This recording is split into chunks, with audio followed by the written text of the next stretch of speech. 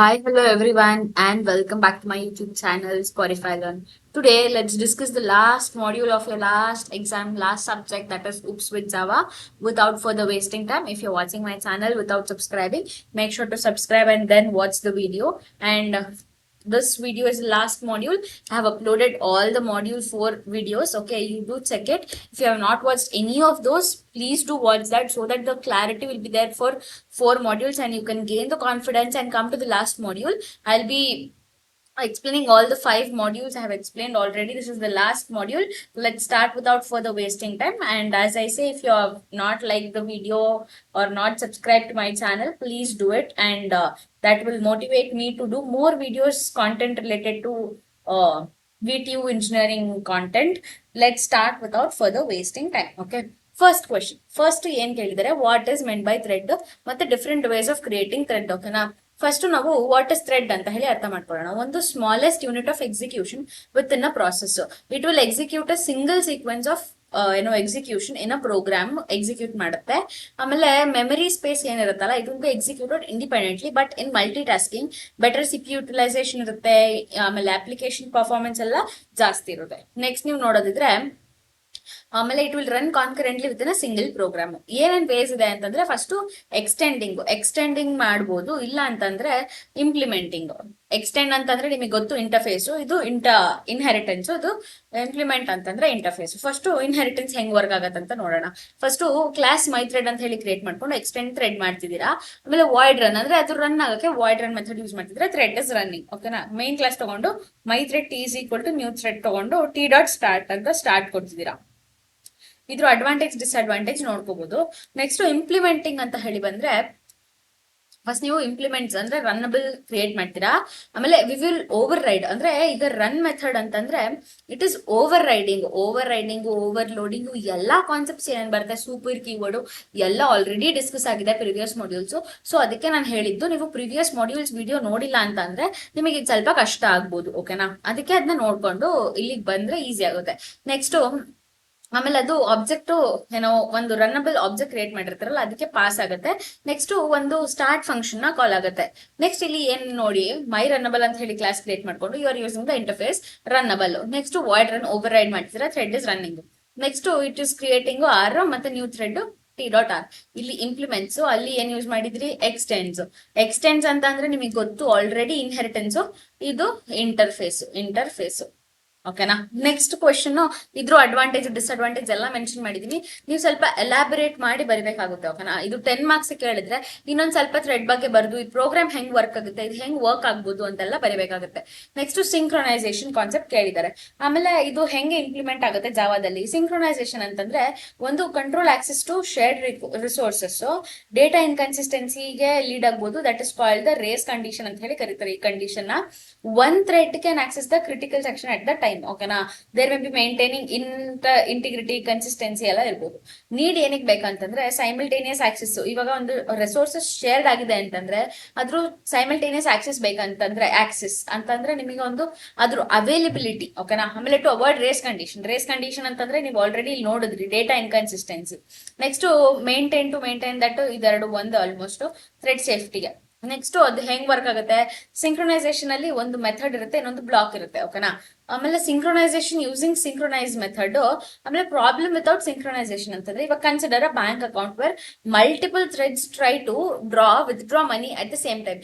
ಇವಾಗ ಎಷ್ಟೋ ಜನ, ಇವಾಗ ಒಂದ್ 3 ಜನ 4 ಜನ ಅಮೌಂಟ್, ಇವಾಗ ಇವರು 1 2 3 4 ಅಂತ ನೇಮ್ ಮಾಡ್ಕೊಂಡ್ರೆ ಎಲ್ಲರೂ at a time money draw ಮಾಡಕ್ಕೆ ಪ್ರಯತ್ನ ಮಾಡ್ತಾರೆ. They are trying to do that is what the problem. ಓಕೆನಾ, ವಿತೌಟ್ ಸಿಂಕ್ರೊನೈಸೇಷನ್. ಇವಾಗ ನೀವು ವಿತ್ ಸಿಂಕ್ರೊನೈಸೇಷನ್ ಮಾಡಿದಾಗ ಏನಾಗತ್ತೆ ಅಂತ ಹೇಳಿ ಡಿಫ್ರೆನ್ಸ್ ನೋಡೋಣ. ಓಕೆನಾ, ಲಾಸ್ಟ್ ಮಾಡ್ಯೂಲ್ ಅಲ್ಲೂ ನಾನು ಬ್ಯಾಂಕಿಂಗ್ ಅಪ್ಲಿಕೇಶನ್ ಡಿಸ್ಕಸ್ ಮಾಡಿರೋದ್ರಿಂದ ಮತ್ತೆ ನಾನು ಅದೇ ರಿಲೇಟೆಡ್ ಕೊಟ್ಟಿದ್ದೀನಿ. ಇದಕ್ಕೂ ಎಕ್ಸಾಂಪಲ್ ನಿಮ್ಗೆ ರಿಲೇಟ್ ಮಾಡ್ಬೋದು, ಏನು ಸಿಂಕ್ರೊನೈಸೇಷನ್ ಮೀನಿಂಗು ಅಂತ ಹೇಳಿ ರಿಲೇಟ್ ಮಾಡ್ಬೋದು ಅಂತ. ಓಕೆನಾ. ನೆಕ್ಸ್ಟ್ ಕ್ಲಾಸ್ ಅಕೌಂಟ್ ತಗೊಳ್ಳಿ, ಬ್ಯಾಲೆನ್ಸ್ 1000 ತಗೊಳ್ಳಿ ಆಯ್ತಾ. ಇಂಟ್ ಬ್ಯಾಲೆನ್ಸ್ ತಗೊಂಡಿದ್ದೀರಾ, ಇಲ್ಲಿ ಡಬಲ್ ತಗೊಂಡಿಲ್ಲ. ನೆಕ್ಸ್ಟ್ ಅದೆಲ್ಲ ಅಬ್ಸರ್ವ್ ಮಾಡ್ಬೇಕಾಗತ್ತೆ ನೀವು. ನೆಕ್ಸ್ಟ್ ವಿತ್ಡ್ರಾ ಮಾಡಿದಾಗ ಬ್ಯಾಲೆನ್ಸ್ ಏನಾದ್ರು greater than equal to amount ಇತ್ತಂತಂದ್ರೆ ನೀವು thread dot current thread print ಮಾಡಿ ಡಾಟ್ ಗೆಟ್ ನೇಮ್ ಅಂದ್ರೆ ಯಾರು ವಿತ್ಡ್ರಾ ಮಾಡ್ತಿದ್ದಾರೆ ಅಮೌಂಟ್ ಕೊಡ್ತೀರಾ. ಆಮೇಲೆ ಬ್ಯಾಲೆನ್ಸ್ ಮೈನಸ್ ಅಮೌಂಟ್. ಇವಾಗ ನಿಮ್ ಬ್ಯಾಲೆನ್ಸ್ 1000 ಇತ್ತು ಅಂತಂದ್ರೆ ನೀವು ಡ್ರಾ ಮಾಡ್ತಿರೋದು 900. ಸೊ 1000 ಮೈನಸ್ 900 ಮಾಡಿದಾಗ ಎಷ್ಟು ಬಂತು? 100. This is the what available balance now. ಓಕೆನಾ? ಅದು ಅಪ್ಡೇಟ್ ಆಗುತ್ತೆ. ನೆಕ್ಸ್ಟ್ ರಿಮೈನಿಂಗ್ ಬ್ಯಾಲೆನ್ಸ್ ಆಗುತ್ತೆ. ಎಲ್ಸ್ ಏನಾಗುತ್ತೆ? ಇದು ಇಫ್ ಅಂದ್ರೆ ಬ್ಯಾಲೆನ್ಸ್ ಏನಾದ್ರು greater than equal to amount ಇತ್ತು ಅಂತಂದ್ರೆ. ಇಲ್ಲ ಅಂತಂದ್ರೆ ಇನ್ಸಫಿಷಿಯಂಟ್ ಬ್ಯಾಲೆನ್ಸ್. ನೀವು 1000 ಇದ್ದು 1001 ಕೊಟ್ಟರು ಬರಲ್ಲ ಅದು. ಓಕೆನಾ? ನಿಮ್ ಬ್ಯಾಲೆನ್ಸ್ ಇಲ್ಲ, ಸೊ ಇನ್ಸಫಿಷಿಯಂಟ್ ಬ್ಯಾಲೆನ್ಸ್ ಅಂತ ಹೇಳಿ ಪ್ರಿಂಟ್ ಆಗುತ್ತೆ. That is how this banking application work.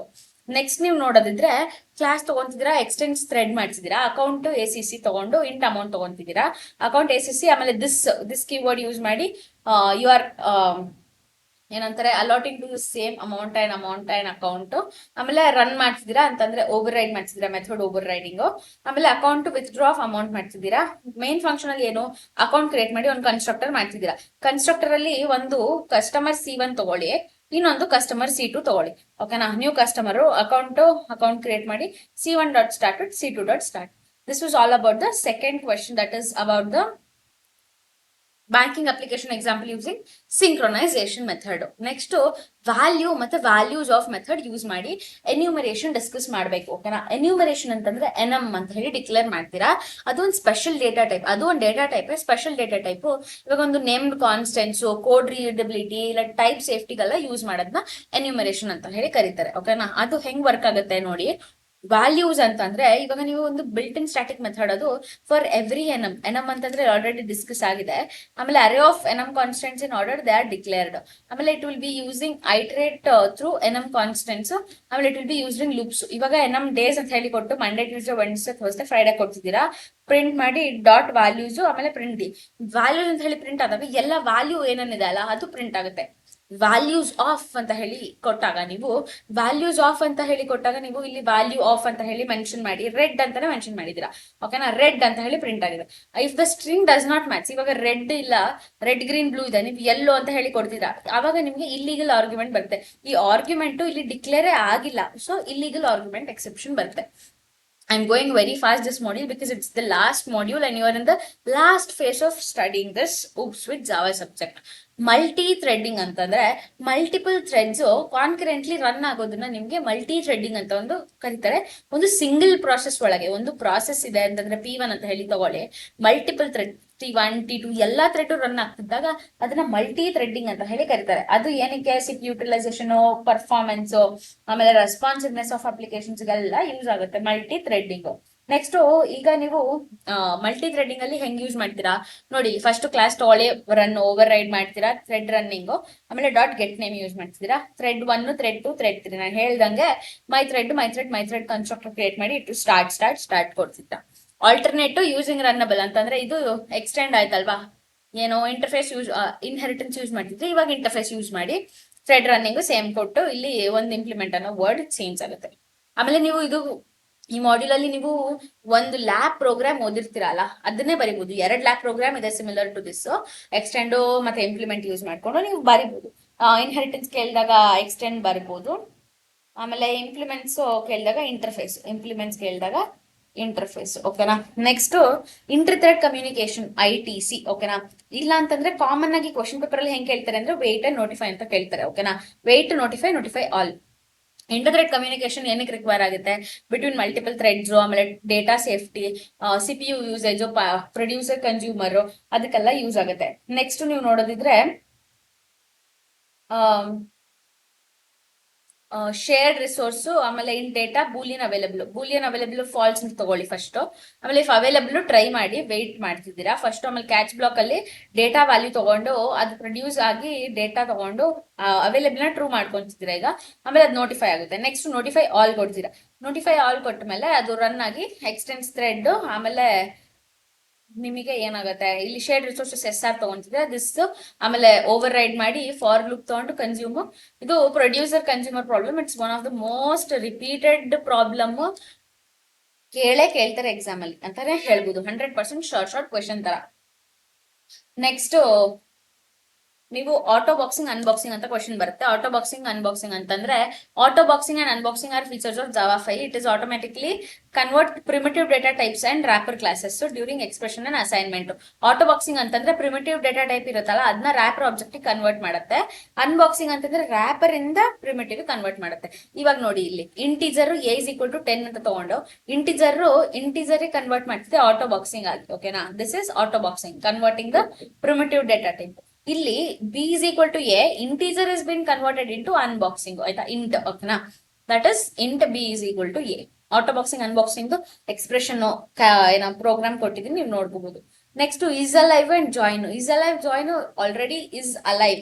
Is alive ಅಂತ ಅಂದ್ರೆ ಆ ಪ್ರೋಗ್ರಾಮ್ ಅಲ್ಲಿ ಇದು ಅಲೈವ್ ಇದೆಯೋ ಇಲ್ವೋ ಅಂತ ಅಂದ್ರೆ ಟ್ರೂ ಇಲ್ಲ ಫಾಲ್ಸ್ ಎರಡರಲ್ಲಿ ಒಂದು ಔಟ್ಪುಟ್ ಕೊಡುತ್ತೆ. ನೆಕ್ಸ್ಟ್ ಜಾಯಿನ್ ಅಂತಂದ್ರೆ ನೀವ್ ಏನಾದ್ರು ಒಂದು ಜಾಯಿನ್ ಮಾಡ್ಬೇಕಾದ್ರೆ ಜಾಯಿನ್ ಮೆಥಡ್ ಯೂಸ್ ಮಾಡ್ತೀರಾ. ನಾನು ಪ್ರೋಗ್ರಾಮ್ ಒಂದು ಎಕ್ಸ್ಪ್ಲೇನ್ ಮಾಡ್ತೀನಿ. ಇಲ್ಲಿ ನೋಡಿ, ಕ್ಯಾರ್ ಡೆಮೋ ತಗೊಂಡಿದ್ರೆ main function character C is equal to A. Is letter C, is letter C, ಆಮೇಲೆ ಈಸ್ ಲೋ ಕೇಸ್ ಸಿ.